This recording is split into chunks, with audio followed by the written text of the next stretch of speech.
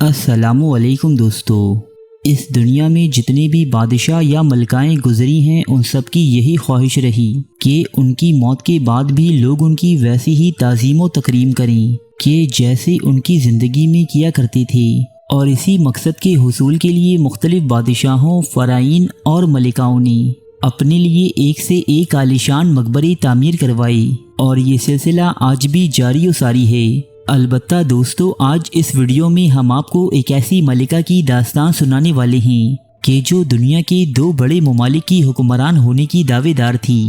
اس کے باوجود اسے اپنی ہی سلطنت میں تدفین کے لیے 2 گز جگہ نہ مل سکی۔ اس ملکہ کی لاش تقریباً 400 سال تک بنا گور و کفن سڑتی رہی۔ لوگ یہاں آتے، اس کی لاش کی بے حرمتی کرتے اور اپنے اس عمل کو کار ثواب یا قدیم روایت خیال کرتے۔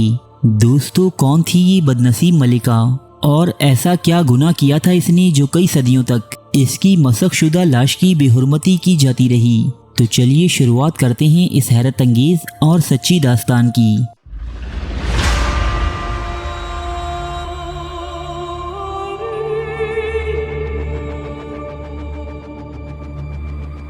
دوستو، یہ 15ویں صدی عیسوی کا ذکر ہے کہ جب یورپ کے 2 بڑے ممالک فرانس اور برطانیہ تقریباً 100 سال سے ایک نہ ختم ہونے والی جنگ لڑ رہے تھے۔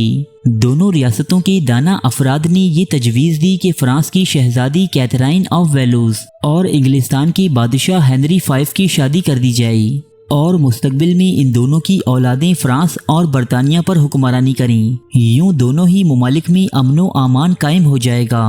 اس تجویز پر عمل کیا گیا اور سن 1429 عیسوی کے دوران ان دونوں کی شادی کر دی گئی۔ اس شادی کے نتیجے میں انگلینڈ کے اگلے بادشاہ ہنری VI کا جنم ہوا، لیکن اس شادی کو ابھی محض 2 سال بھی نہ گزرے تھے کہ انگلینڈ کا بادشاہ اور شہزادی کیتھرائن آف ویلوس کا شوہر ہنری 5 خسرہ کی بیماری میں مبتلا ہوا اور مختصر سے عرصے میں لقمۂ اجل بن گیا۔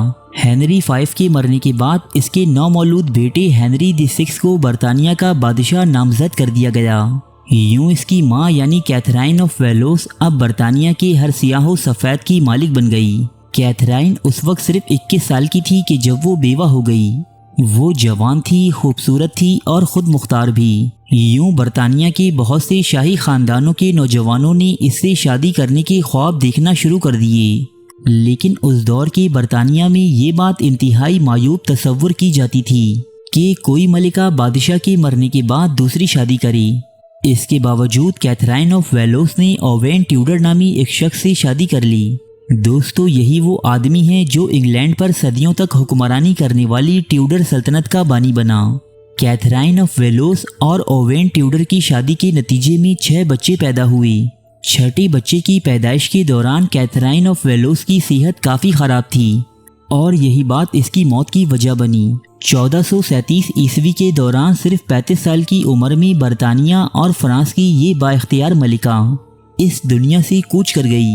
کیتھرائن آف ویلوس کی لاش کے اعضاء نکال کر اور اسے مختلف جڑی بوٹیوں اور کیمیکلز کے استعمال سے حنوط کیا گیا۔ بعد ازاں اسے شاہی رسوم و رواج کے تحت اولڈ لیڈی چیپل نامی چرچ میں اس کے پہلے شوہر بادشاہ ہنری 5 کے پہلو میں مدفون کیا گیا۔ دوستو، ویسے تو اس کہانی کو یہاں ختم ہو جانا چاہیے تھا، لیکن بدقسمتی سے ایسا ہوا نہیں۔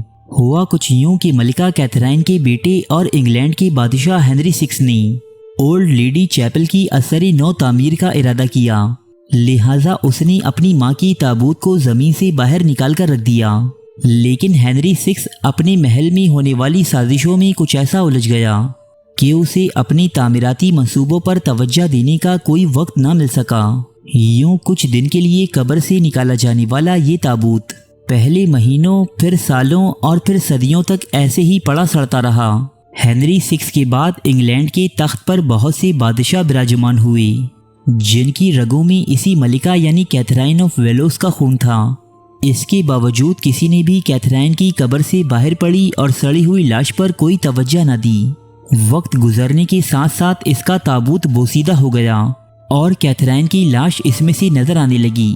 چونکہ اس دور کا یورپ شدید تہمات اور جہالت کی لپیٹ میں تھا، اس لیے برطانیہ میں یہ بات مشہور ہو گئی کہ کیتھرائن ایک بہت ہی گناہگار عورت ہے۔ جس نے انگلینڈ کے بادشاہ کی آخری خواہش کا احترام نہ کیا اور اپنے جسمانی تقاضے پورے کرنے کی خاطر کسی عام آدمی سے شادی کر لی، اور اس کا یہی گناہ انگلستان پر ٹیوڈر سلطنت کے قبضے کا موجب بنا۔ لہٰذا اب لوگوں نے اس کی قبر کی بے حرمتی شروع کر دی۔ وہ یہاں آتے، اس کے تابوت کا ڈھکنا اتارتے، اسے کوستے اور اس کی لاش کو نقصان بھی پہنچاتی۔ رفتہ رفتہ یہ ایک روایت بن گئی کہ اکثر سیاح اس کی قبر پر حاضری لگاتی، اسے برا بھلا کہتے اور اس کی لاش کی بے حرمتی کرتی۔ چونکہ اب یہ معاملہ عوام کے جذبات و احساسات سے جڑ چکا تھا، اس لیے کسی بھی ملکہ یا بادشاہ نے اس میں خلل ڈالنے کی جرت نہ کی۔ 17ویں صدی عیسوی تک کیتھرائن آف ویلوس کی لاش کی حالت انتہائی مسخ اور خستہ ہو چکی تھی۔ اس کی کھوپڑی کا اگلا حصہ غائب تھا، بعض پسلیاں ٹوٹ چکی تھیں اور بعض کا عطا پتہ نہ تھا۔ جسم کے ایک حصے کی ہڈیاں دوسرے حصے میں گھسی ہوئی تھیں، البتہ اس کی ٹانگیں کافی حد تک سلامت تھیں، جن پر اس کی کھال بھی موجود تھی۔